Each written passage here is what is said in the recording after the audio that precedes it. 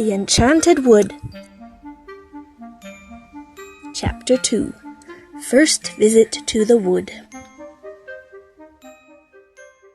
The 3 children had no chance to visit the Enchanted Wood until the next week, because they had to help their mother and father all they could. There was the garden to get tidy, curtains to sew for the house, and a great deal of cleaning to be done. Sometimes Joe was free and could have gone by himself. Sometimes the girls were sent out for a walk, but Joe was busy. None of them wanted to go without the others, so they had to wait. And then at last their chance came. "You can take your tea out today," said Mother. "You've worked well, all of you, and you deserve a picnic. I'll cut you some sandwiches, and you can take a bottle of milk." "We'll go to the wood," whispered Bessie to the others, and with excited faces and beating hearts they helped their mother to pack their tea into a big basket.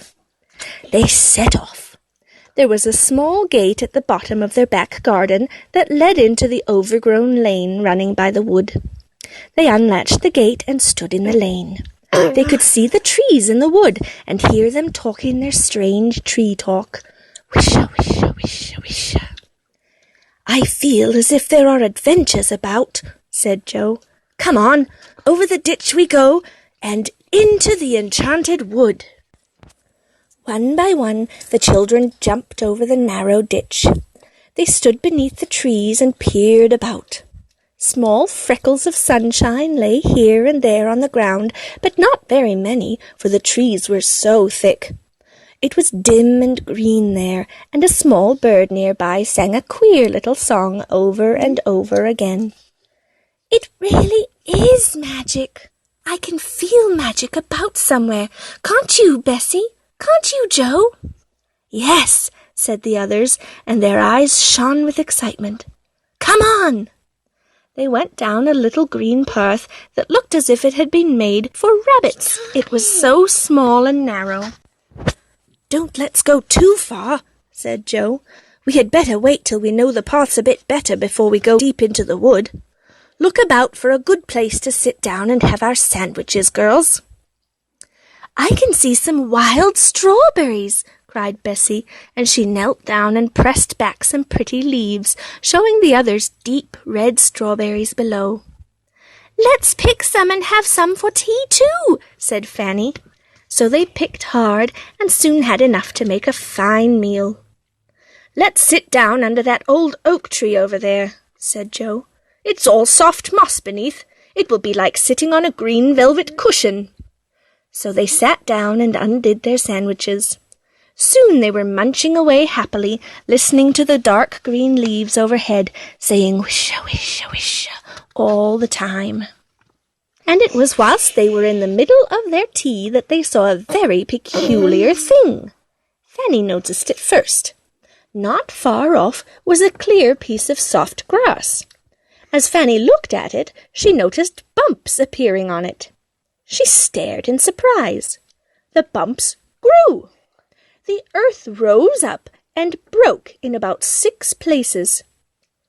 "Look!" said Fanny in a low voice, pointing to the piece of grass. "What's happening over there?" All 3 watched in silence, and then they saw what it was. 6 big toadstools were growing quickly up from the ground, pushing their way through and rising up steadily. "I've never seen that happen before," said Joe in astonishment.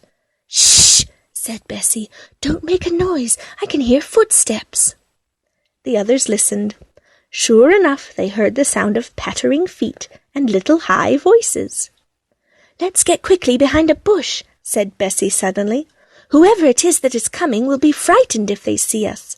There's magic happening here, and we want to see it." They scrambled up and crept quietly behind a thick bush, taking their baskets with them.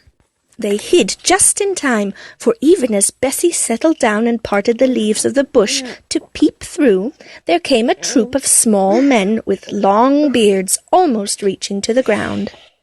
"Brownies!" whispered Joe. The brownies went to the toadstools and sat down on them. They were holding a meeting. One of them had a bag with him, which he put down behind his toadstool. The children could not hear what was being said, but they heard the sound of the chattering voices and caught one or two words. Suddenly, Joe nudged Bessie and Fanny. He had seen something else. The girls saw it too. An ugly, gnome-like fellow was creeping up silently behind the meeting on the toadstools. None of the brownies saw him or heard him.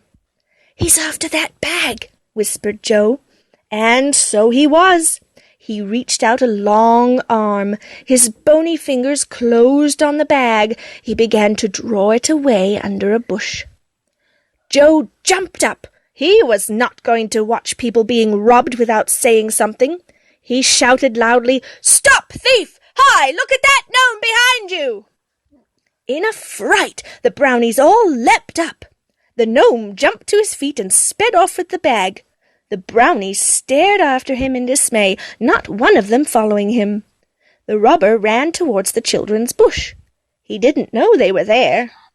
As quick as lightning, Joe put out his foot and tripped up the running gnome. Down he went, crash!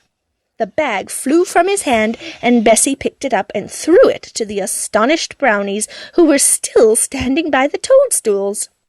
Joe grabbed the gnome, but he was up and off like a bird. The children tore after him. In between trees they went, dodging here and there, and at last they saw the gnome leap up to the low branches of a great tree and pull himself into the leaves. The children sank down at the bottom, out of breath. "We've got him now," said Joe. "He can't get down without being caught." "Here are the brownies coming," said Bessie, wiping her hot forehead. The little bearded men ran up and bowed. "You are very good to us," said the biggest one. "Thank you for saving our bag. We are valuable papers in there."